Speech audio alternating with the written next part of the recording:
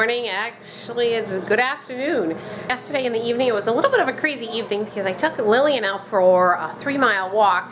And when I got back, I put her into bed, and Art came home with the kids, and once you know, the pager went off. The woman was in labor, having contractions 10 to 12 minutes apart, and Art and I were talking about it, and before the pager could even finish going off, my phone rang at the house, and it was the crew saying, please, please, please come, I don't want to handle this. So I made a beeline over there with Charity, and we went ahead and took her down to the hospital, and no, there was no baby, at least not yet. But I'm getting closer to getting that stork pin. But we didn't get home until, I think it was around 11:30, 12 o'clock, something like that. So we had another late night. That's 2 nights in a row that we've had calls, late night calls, but that's, you know, that's how EMS is. And for any of you who haven't had exposure to fire, EMS, anything that you've ever been on call for, this is very, very normal. You don't know when you're going to go out. Your pager goes off, you just go. And it does sometimes make life a tad bit chaotic because you just never know what's going to happen. We're making bread.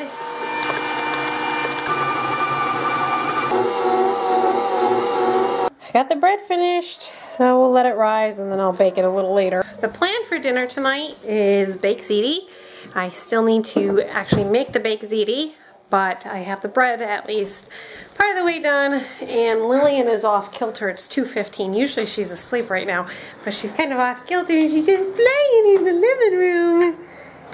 She's a happy girl, aren't you? Say hi, everybody. Hi, I love my winners. She's been going through a little bit, I wouldn't call it a nursing strike, but I would say it's a leap, one of those wonder weeks, because now she's sitting up.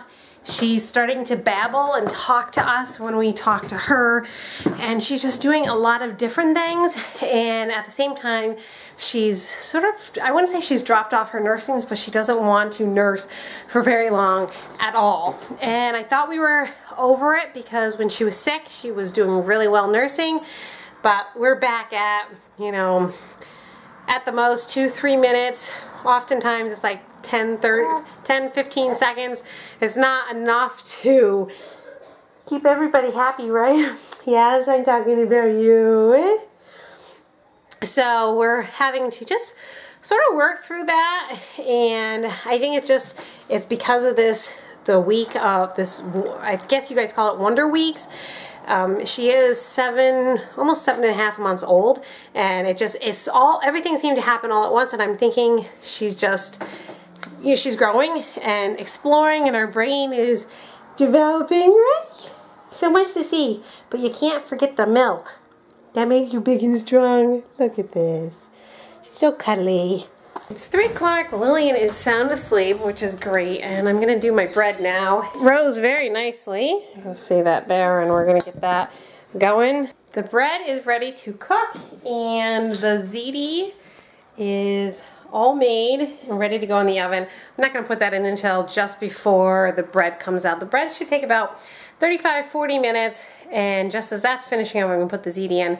And it is 4 o'clock right now, so hopefully this will all get done.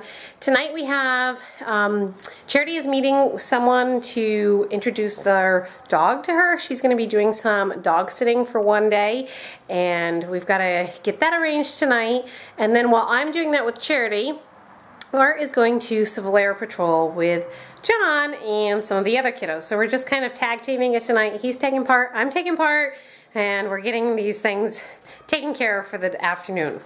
The bread is done. Sounds good.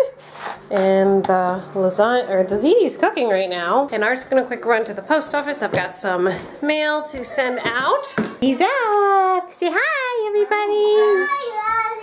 Hi, She's up. And I'm hoping she likes ziti.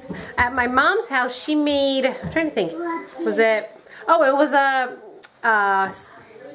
chicken parm casserole, and Lillian didn't actually like it, which is so unusual because all of my kids love pasta and things like that, but she wasn't a fan of it. But we're gonna grind it up today and we'll try it again, okay? That sound good? Maybe that was because she wasn't feeling good on Sunday too. Good morning, it is Friday.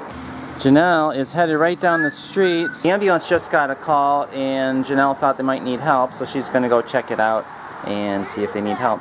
It's right down the street.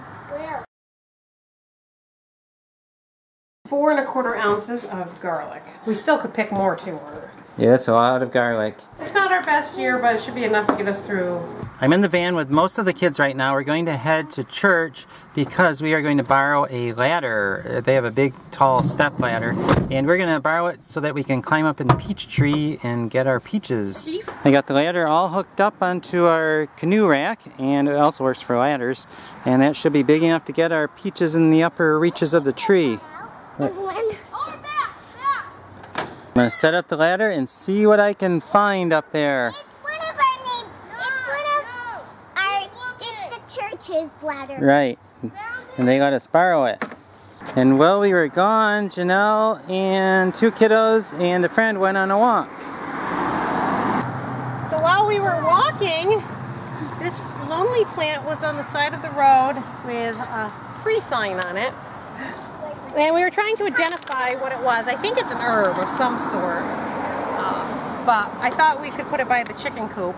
It looks like a perennial, I would guess, from the way it looks. So that is my plant find for the evening. And in this peach tree, we have some little girls on the jungle gym. Yes, on the jungle gym. Can I go in the middle? You can take turns nicely. It's just like a jungle. It is. Jungle. Like a jungle gym. Where can you get down now? Oh, careful, boys. It's not ours. So the boys set up the ladder. Right there, stop. They did that while I was talking to the girls. We're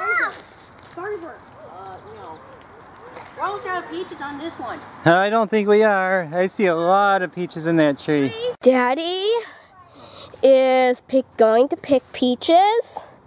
There he is. He's climbing up. He's moving the peach thing. There's Grace running over to there. There's her bike. And here comes Daddy. We're going to climb up and get some peaches. Yum! Let's see, how do you do? Oh, there you go. That'll work. Look at that. Fits perfectly. This is kind of a different view of the peach tree. You can look way down on everything else. Well, find you a whole bunch of good peaches. Whoa! Uh-oh. Good peaches up here. We'll be probably doing some canning tomorrow, or maybe some drying. Maybe we'll get to dry some peaches. I love harvesting peaches. It is so much fun and they're so yummy. And I'm way up high in the peach tree. I like to just pick a peach and then just eat it. Don't get much more fresh than that.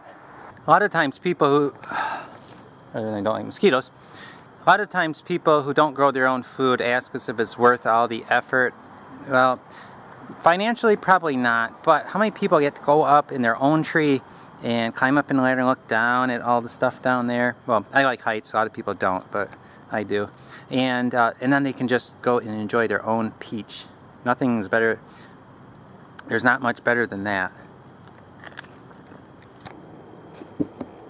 There are more peaches, but I got all the ones that you need the really tall ladder to get. And this is one of the buckets we got. Look at that, there's a cute little caterpillar on one of them. Our other peach tree is very laden with peaches. The only thing is though that they're very small and they're not ripe yet. I think we have a couple weeks to go on this tree.